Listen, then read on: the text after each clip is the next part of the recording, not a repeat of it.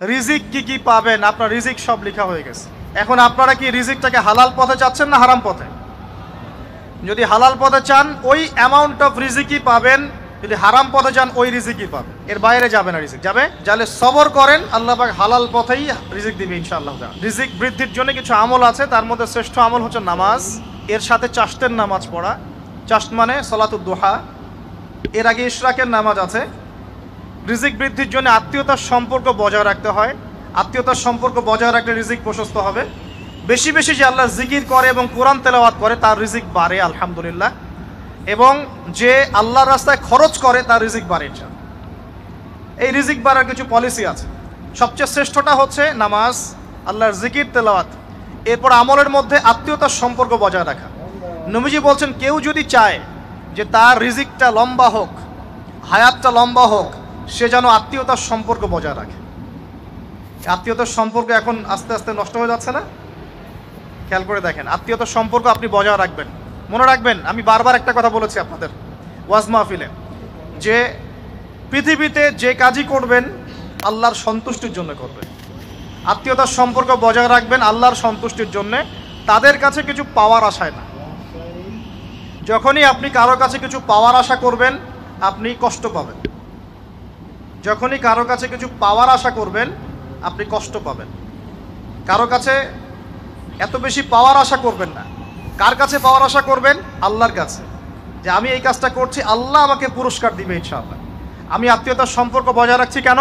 আল্লাহর কাছে রিজিকে বরকতের আশায়, আল্লাহর সন্তুষ্টির জন্য। মনে রাখবেন প্রিয় ভাইয়েরা, আমল কবুল হওয়ার শর্ত মোটামুটি তিনটা। কয়টা? 1 নাম্বার, আমলগুলো হতে হবে আল্লাহর সন্তুষ্টির জন্য, 1। 2 নাম্বার, আমলটা হতে হবে রাসূলুল্লাহ সাল্লাল্লাহু আলাইহি ওয়াসাল্লামের পদ্ধতিতে, অন্য কারো পদ্ধতিতে নয়।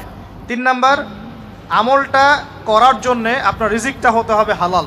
হারাম রিজিকের আমল আল্লাহর কাছে কবুল হয় না। আল্লাহ পাক আমাদের সবাইকে হালাল রিজিকের ব্যবস্থা করে দিন এবং রিজিকটাকে প্রশস্ত করুন, আমিন। তো রিজিক লেখা হয়ে গেছে 2। 3 নাম্বার লেখা হয়ে গেছে এ ব্যক্তি কি কি কাজ করবে দুনিয়ায়, এ ব্যক্তি দুনিয়ায় কি কি কাজ করবে সব লেখা হয়ে গেছে। এখন যদি একটা চোর বলে যে আল্লাহ পাক আমার তাকদিরে লিখেছিলেন যে আমি চুরি করব, তাই আমি চুরি করেছি। এখন যদি একজন ধর্ষক বলে আল্লাহ আমার তাকদিরে লিখেছিল যে আমি ধর্ষণ করব, তাই ধর্ষণ করেছি। এখন যদি যারা এই জনগণের কিছু সম্পদ আত্মসাৎ করে খেয়ে ফেলছে তারা যদি বলে আল্লাহ তাকদিরে লিখছিলেন জন্যই দুর্নীতি করেছি, তাহলে কথাটা কি হবে? গ্রহণযোগ্য হবে? এখন যদি দলিল দেয় তাকদিরে তো লেখা ছিল। এই আকীদাটার নাম হচ্ছে জাবারিয়া আকীদা। কি আকীদা? জাবারিয়া। এমন একজন ব্যক্তি উমর রাদিয়াল্লাহু আনহুর দরবারে এসেছিল, চোর চুরি করেছে, ধরা পড়েছে। উমর রাদিয়াল্লাহু আনহু বলেছেন হাত কেটে ফেলো। তখন সে বলছে যে আমার হাত তো কাটা যাবে না, কেন? আল্লাহ পাক তাকদিরে লিখেছেন আমি চুরি করব, তাই চুরি করেছি। তো উমর রাদিয়াল্লাহু আনহুর সামনে এই কথাটা বলেছে। আর উমর রাদিয়াল্লাহু আনহু কি বিচক্ষণ মানুষ ছিলেন না বোকাশোকা ছিলেন? বলেন, তার মতো শাসক পাওয়া যাবে? আমাদের দায়িত্ব পরিস্থিতি বুঝে দিন ধরে রাখা, আমল করা এবং মানুষকে দিনের দিকে আহ্বান করা। আমরা যদি দায়িত্ব পালন না করি তাহলে কি হবে? আল্লাহ পাক আমাদেরকে সরিয়ে দিয়ে নতুন কওম নিয়ে আসবেন। আল্লাহ পাক সূরা মুহাম্মাদে বলেছেন ওয়া ইন তাতাওয়াল্লাউ, তোমরা যদি মুখ ফিরিয়ে নাও, ইয়াস্তাবদিল কওমান গায়রাকুম, আল্লাহ পাক নতুন কওমকে তোমাদের জায়গায় স্থলাভিষিক্ত করবেন। সুম্মা লা ইয়াকুনু আমসালাকুম, তারা তোমাদের মতো হবে না, মানে আমাদের মতো অপদার্থ হবে না। উম্মার বিজয়ের শর্ত কি? আল্লাহ সূরা মুহাম্মাদেই বলেছেন ইন তানসুরুল্লাহ ইয়ানসুরুকুম, তোমরা আল্লাহর দ্বীনকে সাহায্য করো তবেই আল্লাহ তোমাদেরকে সাহায্য করবে। ওয়া ইউসাব্বিত আকদামাকুম, তোমাদের পা আল্লাহ দৃঢ় করে রাখবেন। আমরা আল্লাহকে সাহায্য না করলে আল্লাহ পাক আমাদেরকে সাহায্য করবেন না, সিম্পল। আল্লাহ পাক সূরা রা'দের মধ্যে বলছেন ইন্নাল্লাহা লা ইউগাইয়িরু মা বিকওমিন হাত্তা ইউগাইয়িরু মা বিআনফুসিহিম, আল্লাহ পাক কোনো কওমের অবস্থা ততক্ষণ পরিবর্তন করেন না যতক্ষণ না সেই কওম তার নিজের অবস্থার পরিবর্তনের চেষ্টা করে। তাহলে আমাদের পরিবর্তন কেন হচ্ছে না? কারণ আমরা নামাজ ছেড়ে দিয়েছি। 90% মুসলিমের দেশে কত পার্সেন্ট নামাজ পড়ে চিন্তা করে দেখবেন। আমরা কোরআন ছেড়ে দিয়েছি। 90% মুসলিমের দেশে কত পার্সেন্ট বিশুদ্ধ করে কোরআন তেলাওয়াত করতে পারে একটু খোঁজ নিয়ে দেখবেন। কোরআন শুমারি করে দেখেন, নামাজ শুমারি করে দেখেন, তাহলে বুঝতে পারবেন। আর যারা কোরআন পড়তে জানে তাদের মধ্যে কত পার্সেন্ট কোরআনের অর্থটা বোঝে, এটা আরও বড় বিষয়। তারপরে আবার কারা মেনে চলে, এটা আরও বড় বিষয়। আর আমরা কতজন মানুষ দিন ইসলামকে সামগ্রিক দিন হিসেবে মানি, এটাও একটা বড় বিষয়। আমরা মানি ঠিকই, আংশিক আংশিক। যেমন ইবাদত বন্দেগীর জীবনে মুসলমান, অর্থনৈতিক জীবনে গিয়ে আবার সুদখোর, এমন না বিষয়টা? ইবাদত বন্দেগীর জীবনে আমি পাক্কা মুসলিম, কপালে সেজদার দাগ আছে মাশাআল্লাহ, দাড়ি টুপিও আছে মাশাআল্লাহ, কিন্তু ব্যবসায় গিয়ে মাপে কম দিচ্ছি না, ব্যবসায় গিয়ে আমি হারাম ভেজাল দিচ্ছি কিনা, এরকম হচ্ছে কি না? হচ্ছে। কিন্তু সে কিন্তু মুসলিম এবং নামাজও পড়ে। তা আমাদের সমস্যা ভাই এখানেই। এখন এই সমস্যাটা সলভ করলে ইনশাল্লাহ সব সমস্যা সলভ হয়ে যাবে ইনশাল্লাহ। সমস্যাটা কি? আমরা ইসলামটাকে আংশিকভাবে মানি, পরিপূর্ণ জীবনে ইসলাম বাস্তবায়ন করতে পারছি না। আমি আপনি হয়তো কেউই পারছি না, ফখর করলে বলার নাই যে আমি খুব পারছি, আসলে আমিও পারছি না। কারণ এই যুগে এটা পারাটা খুব ডিফিকাল্ট, এই যুগে পারাটা কি খুবই কঠিন। কিন্তু এটাই তো এই যুগের চ্যালেঞ্জ। নবীজি বলেছেন তোমাদের সামনে এমন যুগ আসছে যে যুগে ঈমান ধরে রাখাটা হাতের মধ্যে আগুন ধরে রাখার মতো হবে। তবে সুসংবাদ ওই যুগে তাদের জন্যে যারা আমার সুন্নতকে আবার জীবিত করতে পারবে, যে আমার মৃত সুন্নতকে জীবিত করবে, আল্লাহ পাক তাকে 50 জন শহীদ সাহাবীর সমান নেকি দিবে। এটাই আমাদের কাজ। আল্লাহ পাক আমাদেরকে তৌফিক দান করুন। তার মানে তাকদীর লেখা হয়ে গেছে। এবার আল্লাহ রাব্বুল আলামিন কি করলেন? আল্লাহ পাক এই মহাবিশ্ব সৃষ্টি করলেন। হুয়াল্লাযী খালাকাস সামাওয়াতি ওয়াল আরদ ফি সিত্তাতি আইয়াম। কয় দিনে? আল্লাহ পাক পুরো মহাবিশ্ব সৃষ্টি করলেন কয় দিনে? আমাকে বলেন তো, মহাবিশ্বকে আল্লাহ পাক ঘৃণা করে সৃষ্টি করেছেন না ভালোবেসে? তাহলে আল্লাহ পাক কি ভালোবাসার সত্তা নয়? আল্লাহ রাব্বুল আলামিন কি ভালোবাসেন না? আল্লাহ পাকের একটা নামই হচ্ছে গফুর আল ওয়াদুদ, ওয়া হুয়াল গফুরুল ওয়াদুদ। আল্লাহ পাক হচ্ছেন ক্ষমাশীল, পরম ক্ষমাশীল এবং প্রেমময়। আল্লাহ পাক তার নাম দিয়েছেন আল ওয়াদুদ, মানে প্রেমময়। আল্লাহ পাক ভালোবাসেন কি না? তাহলে এই পুরো মহাবিশ্ব সৃষ্টি করে আল্লাহ পাক কি মহাবিশ্বের মধ্যে ভালোবাসা ছড়িয়ে দেন নাই? আল্লাহ রাব্বুল আলামিন 6 দিনে মহাবিশ্ব সৃষ্টি করে মহাবিশ্বের সব জায়গায় যার যার কাজ তাকে বুঝিয়ে দিলেন। কোন গ্রহ কি কাজ করবে, কোন সৌরজগৎ কেমন করে চলবে, দুনিয়া কিভাবে ঘুরবে, সূর্য কিভাবে উঠবে, চাঁদ কিভাবে আসবে, কোন মাখলুক কি কাজ করবে, ফেরেশতাদের কাজ কি হবে, ইত্যাদি ইত্যাদি। আল্লাহ পাক সমস্ত কাজ বুঝিয়ে দিলেন। সূরা আলিফ লাম মিম সেজদা, হামিম সেজদার মধ্যে আছে, পড়ে দেখবেন। আল্লাহ পাক পুরো মহাবিশ্বের দায়িত্ব বন্টন করে দিলেন। এবার আল্লাহ রাব্বুল আলামিন কি করলেন শোনেন। আল্লাহ রাব্বুল আলামিন বলছেন, এই পুরো মাখলুক কায়নাত সৃষ্টি করার পর আল্লাহ পাক তার রহমতকে 100 ভাগে ভাগ করলেন। কত ভাগে? আল্লাহ পাকের দয়া, রহমত, ভালোবাসাকে 100 ভাগে ভাগ করলেন। ভাগ করে এক ভাগ, মাত্র এক ভাগ আল্লাহ পাক পুরো মহাবিশ্বে ছড়িয়ে দিলেন। বলেন সুবহানাল্লাহ। বাকি 99 ভাগ রহমত আল্লাহ পাক তার কাছে রাখলেন। এই এক ভাগ ভালোবাসার কারণেই এই যে সন্তান কান্না করলে মায়ের বুক ফেটে যায়, সন্তান অসুস্থ হলে বাবার বুক ফেটে যায়, যেই বাবা সহজে চোখের পানি কাউকে দেখায় না, সেই বাবা জায়নামাজে দাঁড়িয়ে চোখের পানি ছাড়তে থাকে। এই এক ভাগ রহমতের কারণে আমরা দেখি যে রাস্তার কুকুর পর্যন্ত তার বাচ্চাকে চাটে, আদর করে, মহব্বত করে। এই এক ভাগ রহমতের কারণে আমরা আমাদের স্ত্রীদেরকে মহব্বত করি, স্ত্রীকে সুখে রাখার জন্য জীবনটা পর্যন্ত বিলিয়ে দেয়, সকাল থেকে রাত পর্যন্ত। কোনো ক্ষেত্রে হারাম পথে যেতেও দ্বিধা করি না, স্ত্রী সন্তান সুখে থাক এই আশায়, তাই না ভাই? এই এক ভাগ রহমতের কারণে গাভী দেখবেন, গাভী তার বাচ্চাকে প্রসবের পর চাটে, গাটা চেটে পরিষ্কার করে দেয়। এই এক ভাগ রহমতে পুরো কায়নাত টিকে আছে। আর নবী সাল্লাল্লাহু আলাইহি ওয়াসাল্লাম বলছেন, বাকি 99% রহমত আল্লাহ পাক তার কাছে রেখেছেন। এই রহমত এবং ভালোবাসা দিয়ে আল্লাহ পাক কিয়ামতের মাঠে মানুষকে মাফ করবে ইনশাআল্লাহ। তার মানে বলেন আল্লাহু আকবার। তার মানে আমরা আশা করতে পারি ইনশাআল্লাহু তাআলা আমরা আল্লাহর জান্নাত পাবো ইনশাআল্লাহ। পাবো কি না? শুধু একটা কাজ যদি উম্মত করতে পারে জান্নাত পাবে। বলে দিব কোনটা? অনেক কাজই আছে, কিন্তু স্পেশাল একটা কাজ, একটা। আল্লাহ রাব্বুল আলামিন মেরাজের রাতে তার নবীকে উঠিয়ে নিয়েছিলেন, উঠিয়ে নিয়ে কাছে নিয়ে আসছেন, একদম কাছে, আর যে আরশের কাছাকাছি। নবী সাল্লাল্লাহু আলাইহি ওয়াসাল্লাম বলছেন, ওই সময় তার উপর 3টা স্পেশাল ওহী করা হয়েছে। কয়টা? 3টা। একটা হচ্ছে 50 ওয়াক্ত নামাজ। কত ওয়াক্ত? এটা কমতে কমতে কমতে কত ওয়াক্ত হয়েছে? 5। 5কেও কমানোর জন্য কোন নবী বলছিলেন? মুসা আলাইহিস সালাম বলছেন 5ও পারবে না, কমাই নিয়ে আসেন। 5ও যে পারবে না, মুসা আলাইহিস সালাম কেমন করে জানলেন? তার উম্মত 2 ওয়াক্ত নামাজ ফরজ। কয় ওয়াক্ত নামাজ ফরজ ছিল? ওই 2 ওয়াক্ত তার আদায় করতে পারে নাই। এই অভিজ্ঞতা থেকে তিনি বলেছেন যে আপনার উম্মত 5 ওয়াক্ত পারবে না। সত্যি না মিথ্যা কথাটা? আসলেই কি উম্মত 5 ওয়াক্ত নামাজ পড়তে পারছে? আচ্ছা, যাই হোক, আল্লাহ পাক আমাদেরকে পড়ার তৌফিক দান করুন। দ্বিতীয় ওহী হচ্ছে সূরা বাকারার শেষের 3টা আয়াত। কয় আয়াত? সূরা বাকারার শেষের 3 আয়াত ওহী করেছেন কে? আল্লাহ রাব্বুল আলামিন। কোন ব্যক্তি যদি রাতের বেলা সূরা বাকারার শেষের 3টা আয়াত পড়ে সারা রাত ইবাদত করার নেকি পাবে ইনশাআল্লাহ। আর 3 নাম্বারটা হচ্ছে স্পেশাল, সেটা হচ্ছে আল্লাহ পাক বলেছেন, হে মুহাম্মদ সাল্লাল্লাহু আলাইহি ওয়াসাল্লাম, বলেন সাল্লাল্লাহু আলাইহি ওয়াসাল্লাম, তোমার উম্মতের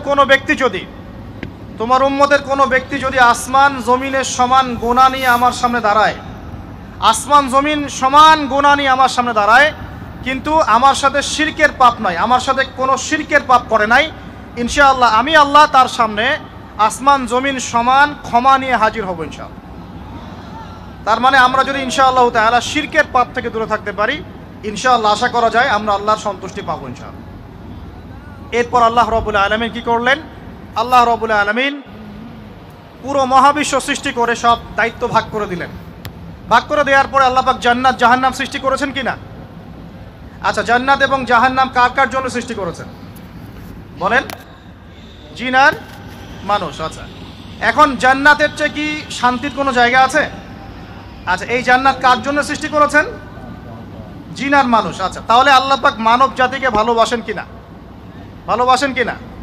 আপনি যখন কাউকে ভালোবাসবেন তাকে সবচেয়ে সুন্দর গিফট দিতে চাইবেন কিনা? তার জন্য সবচেয়ে ভালোটা কিনতে চাইবেন কিনা?